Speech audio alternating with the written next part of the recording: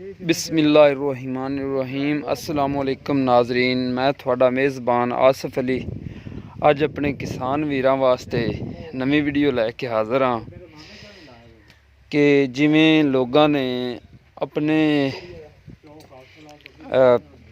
जिमीदारा करन विच Peter इस्तेमाल करते हैं पानी निकालने वास्ते। खूहां दे उत्ते उन्हें पीटर लगाए हुए ने। तुसीं इंजन एक वेख रहे जी, बड़े बड़े इंजन विखावां दे तेरे किसान। ये भी इंजन केड़ा है जी, बहुत पुराना इंजन है। ये कितना पुराना इंजन है जी? अच्छा, ये भी 1988-85 मॉडल है जी। ये एक ट्रैक्टर का इंजन है ते ये भी रेडिएटर तो बगैर चलदा सी। ਇਹਦਾ सामने पंप लगा हुआ है। बड़ा पुराना इंजन है जी ते बगैर रेडिएटर तो है ये इंजन।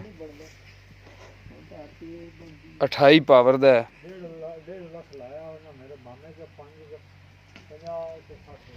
थोड़े दिन हो गए ने दस रहे ने कि इनू ना बंद किया है, वरना इनू इहदे ते ट्यूबवेल चलाते सी।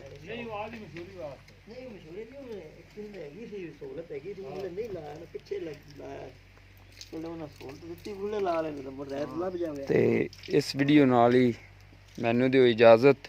मेरे चैनल नू सबसक्राइब ते वीडियो नू लाइक करना। Thank you so much.